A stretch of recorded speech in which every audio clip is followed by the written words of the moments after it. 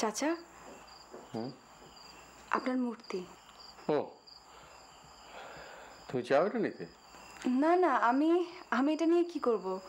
দেখো, এটা উপহার দেওয়ার মতো কোনো জিনিস নয়, তাই আমি জোর করতে পারবো না। তবে তুমি যদি চাও নিতে পারো। সত্যি?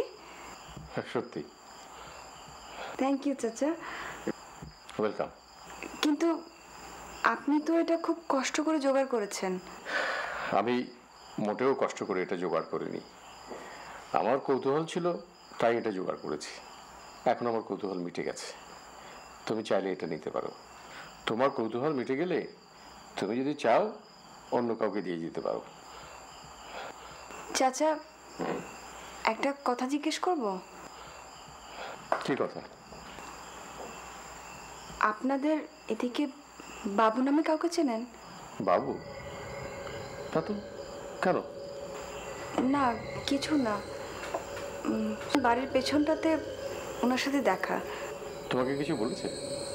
না, সেরকম কিছু না, তবে উনি নাকি আমাকে চেনেন। তোমাকে চেনে? হ্যাঁ, আমার নামও জানেন। ছেলেটা দেখতে কেমন বলো তো?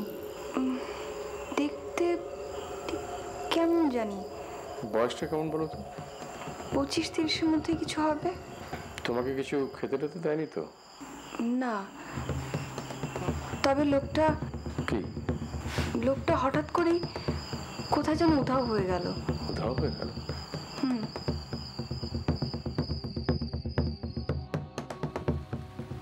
যেদিন ফয়েজা তার স্ত্রী ছেলে মেয়েকে ট্রেনে তুলে দিয়ে ঘরে ফিরে এলাম, সেদিন মনটা খুব খারাপ হয়ে গেল।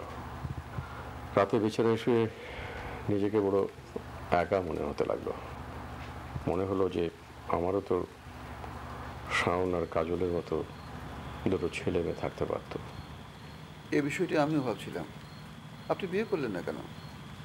নাকি কোনো কেস হিস্ট্রি আছে? সরি আনিস ভাই, এভাবে কিন্তু কারো পার্সোনাল ব্যাপারে কোশ্চেন করা ঠিক না। সরি ভাই, আপনি মাইন্ড করেছেন?